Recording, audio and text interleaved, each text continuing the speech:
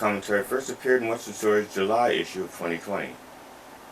It's called Can't See Freedom for the Trees. I was born in 1959. You can do the math. If you can't, I'm 40. In 1959, when I was born, my original birth certificate said that I was colored. When I signed up for school, my school records said that I was a Negro. When I got my driver's license, the DMV said that I was African American. By the time I dropped out of college, I was black. When I got married for the first time, I had to get a copy of my birth certificate to replace my original.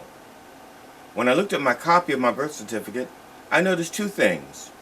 First, I had been misspelling my middle name all of these years. Second, the copy didn't have my race indicated anywhere. Finally, after all these years of being told that I was colored, Negro, African American, black, Afro American, black American, back to black again. Like they say, once you go black. I was free to choose for the first time. When I'm alone and at peace in my thoughts, that is when I am truly free. I'm not black. I'm not male. I'm not an American. I am phobia free. I don't even have a name. I just am. I am one with a vast universe, most of which I may never see, but I'm part of it nonetheless. And that's the way I remain until something of this world reminds me that I too am of this world. I am reminded that I am a black man, born in America, who is afraid of butterflies. Don't judge me. I've seen some things. And I am essentially a second-class citizen. While on paper, we are all free, we choose to voluntarily and needlessly shackle ourselves. We do it with fear, ideology, religion, bigotry, greed, ignorance, and the past. My wife and I live in a wooded community. It's like a gated community, except that instead of wrought iron, our yard is wrought with trees and leaves.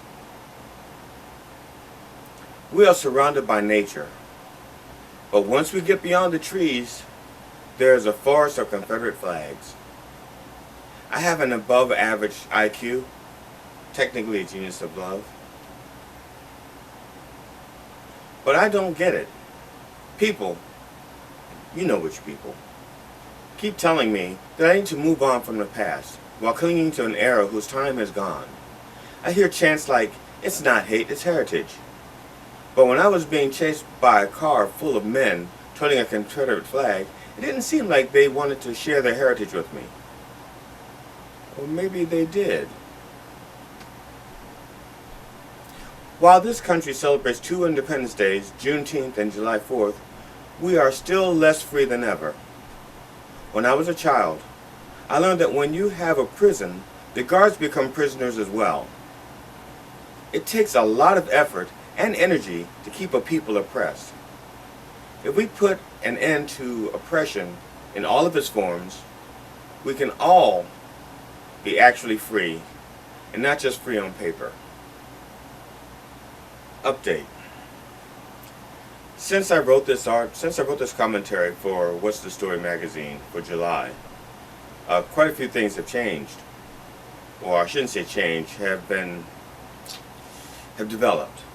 Like now, people are being snatched off the streets by unmarked cars, working for the federal government, without being Mirandized or things like that. And quite often, once they invoke their rights and privileges, they're being released.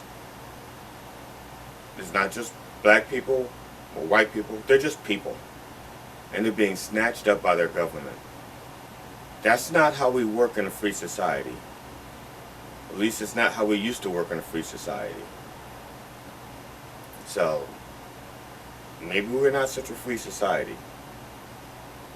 It's a crazy world out there. I mean, things are just really screwed up. And I'm telling you, it's up to you guys to fix it, because I can't do it from in here. You guys got to fix it, and I'm not coming out until you do.